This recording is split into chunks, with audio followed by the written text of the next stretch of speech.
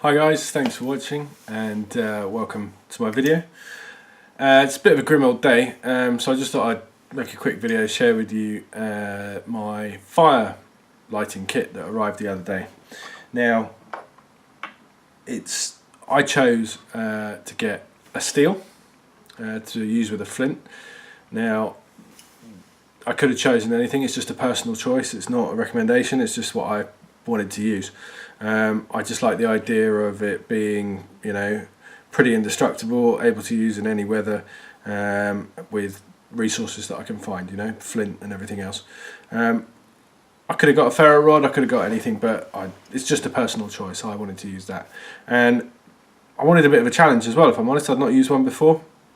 I wanted to see how difficult it was, but I find it really useful. It's a great little thing. I tend not to wrap it around my knuckles because I found I was, you know, occasionally catching myself on the flint and getting a bit of a graze on the old knuckles. So I tend to just hold it like that and strike down, and it throws off some pretty good sparks. You know, this flint is one I picked up on the beach actually, and this is what I'm loving about this whole bushcraft thing. Unlike anything else I've learnt before, one thing, it's all interlinked. You know, you start learning about one thing and all of a sudden it spreads out to everything else, without really realising it. You know, so with the steel and the fire lighting, I find myself at my in-laws who live on the Essex coast, and we're walking up the beach and I spot flint on the pebble beach and I start having a crack at that, and then all of a sudden I find myself wanting to learn how to nap flint, and there's another spin-off hobby right there. And once I've done that, I'm then looking for you know, organic mediums to start a fire. So I end up, you know, foraging and looking for horse hoof fungus to make amadou, and then I'm, you know, stumbling across cramp fungus, and before I've even sort of had the intention of looking for these things, I find myself gaining a little bit of extra knowledge, looking in the woods, walking around, finding the habitats of where these things are, and actually seeking them out, and then it becomes very obvious. And so that's what I'm finding really cool at the moment, is this whole spin-off, and everything's sort of interlinked and intertwined, and it's crazy. It's not like anything I've learnt before, and it's really cool. To be honest, I'm quite fond of using the char cloth. For me, it just works really well. I like the way it catches a spark and it creates a really hot ember. I did use the amadou, but to be honest, I found it quite difficult and it wasn't as reliable. But the char cloth was, you know, bang on every time. 2 strikes, you got a nice bit of glowing char cloth and you can start a fire pretty easily. And the nice thing I like about it is it's really simple to make. You know, the whole processing of fungus and stuff is a chore, and I haven't personally got the time. That's just my situation. But the char cloth is something that you can make at home really easily in minutes, and it's so simple. So that's what I'm going to do quickly now and show you guys how to make this stuff. And it couldn't be simpler. It's just a couple of things you need. You need a tin to cook, to bake, or whatever you want to do. Burn it, char the cloth in to char it. You need a tin. I mentioned in one of my earlier videos that I do shoot, so I do have an old air gun pellet tin, which I'm going to use for that. The next thing you need is obviously some cloth. Now the thing with the char cloth is it has to be 100% cotton. So an old cotton t-shirt, or like me, I seem to have hundreds of outgrown baby grows that my little boy stopped wearing a year ago. So I've got plenty of these to make lots of char cloth. Now what I'm going to do is just cut out a good section of this without the seams or the buttons, because I don't want any of that thick stuff. What you want is this nice flat clean cotton fabric. So I'm going to cut a good section of that out, and we're going to go and make some char cloth, and it'll just take a few minutes. So let's crack on with that and I'll see you in a sec.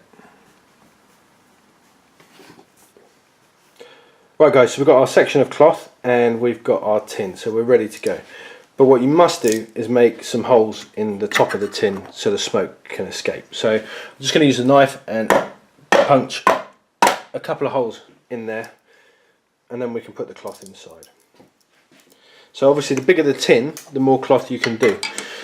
So we just want to fold this up and pop it in the tin, nicely like that. Done. If the tin's a bit loose and the lid keeps popping off like this one, all you can do is literally just give it a squeeze and deform the edges a little bit, and then it'll form a nice tight shut. Right, so we're doing this outside because obviously it's going to make a lot of smoke. So we're just using a little camping stove. I'm just going to pop the tin on the top and let it cook away. Now you want to leave it on there until it stops smoking, and that'll be quite obvious because there'll be quite a fair amount of smoke will come out. But you don't really want to do it inside because it'll make a right mess of your kitchen. So if you've got a little camping stove, do it outside, or you know, even when you're out camping, or take a tin with you and put it on the fire, and you can make some when you're out and about. It's just so simple. You can do it pretty much anywhere, but just don't do it inside. So it's already starting to go there, so we'll let that cook away and come back to it when it's finished.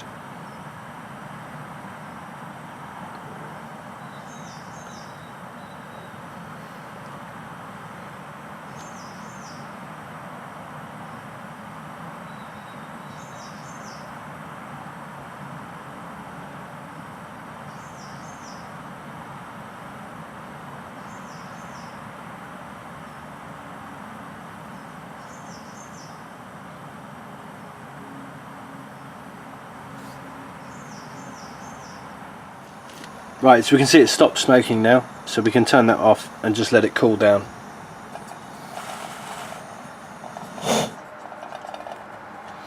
So we'll just let that cool for a bit before we touch it.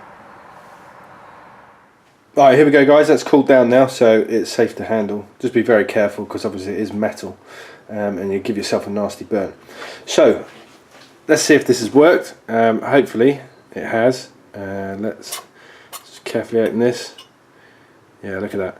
There's the unmistakable look of a char cloth, and that's done nicely. The funny thing is about this, it holds its sort of structure pretty well, but there you can see it's completely charred through and unrecognisable from what it was originally. Now the proof is in the pudding, so let's have a look and see how this works. I'm just going to pull a little bit off. It just comes off nicely. Let's see how well this does. So I've got my flint, and I'm just going to pop it on there. Let's give it a strike and see what happens.